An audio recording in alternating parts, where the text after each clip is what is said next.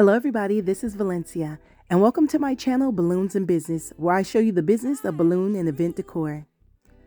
Today I'm going to show you a step-by-step tutorial of how I make my balloon garlands, as I make this spring-themed garland. So if you want to see how I made it, just stay tuned. So this balloon garland is going to be an organic color block garland made of pastels, blue, pink, yellow, green, and purple. And as you can see, I am pressing down on the tops of the balloons and releasing air from the bottom to give the balloons a round shape. And then I am tying the balloons together into pairs, which are called dupes.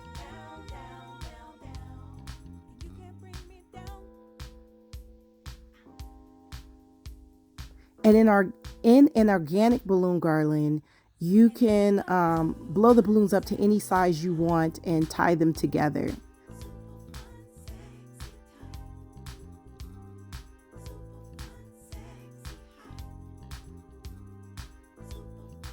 So how I like to make my garlands, I like to twist the balloons into clusters. So since I'm color blocking, I am twisting balloons of the same color into clusters.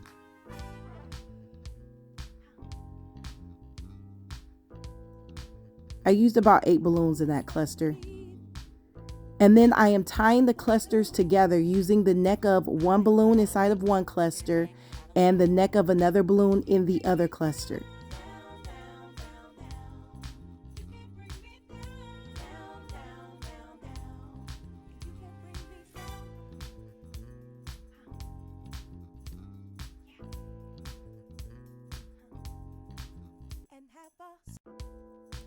I like doing this method because I feel like it makes the balloon garland extra sturdy and you're using less material than when you use 260s or fishing line. So I'm showing you right here how you want to tie your dupes together so you can leave enough slack on those necks so that you can tie your clusters.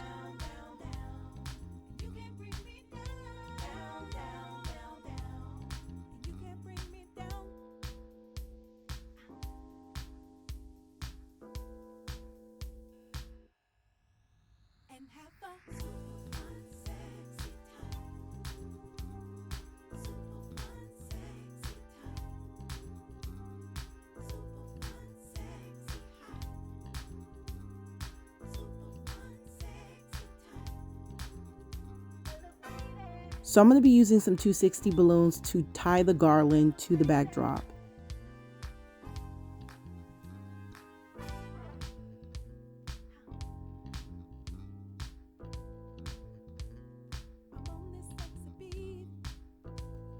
And I just want to show you this up close. I actually tied the 260s to the actual backdrop itself, the boxwood. I put one side through the back and then pushed that back into the front and then tied. So I didn't tie it around the pole. I tied it to the actual boxwood backdrop. So now I'm kind of just shaping the garland a little bit,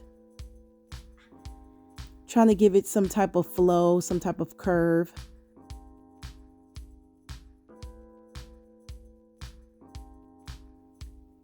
When I'm adding clusters, I tie them into the garland using the necks of the balloons, just like I did when I, made the base of the garland. So I'm not using 260s or fishing line. I'm literally just tying the neck of the cluster into the neck of another balloon that's already on the garland.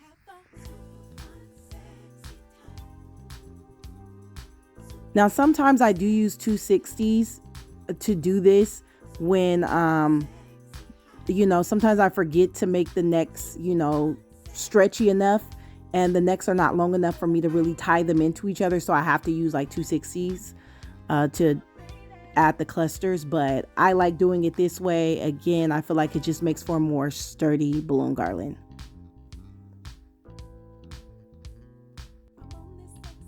So when adding the 5-inch decorators on there, I twist them into clusters and then I do tie a 260 around them because the necks of those 5-inch balloons are a little too small to be tying into the actual balloon garland. I tied 2 clusters on each end of the 260 and then I wrapped them around a balloon in the balloon garland to arrange them on there. You can also just tie one cluster on there and just wrap it around the balloon and arrange it the way you like. And having a balloon garland with various sizes, it really adds a lot of interest to the balloon garland, and it makes it look so much better. And also florals will make a balloon garland really pop as well. So since this is a spring balloon garland, I wanted to add some flowers to it. And I really like the way these kind of like hanging white flowers look against the pastel colors. Very spring-like.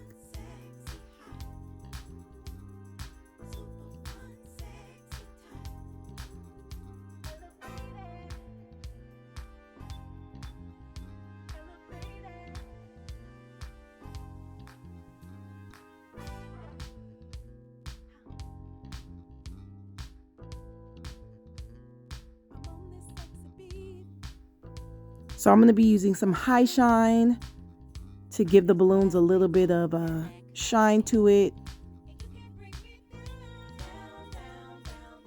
I'm going to make sure you spray a generous amount on there and just let it air dry.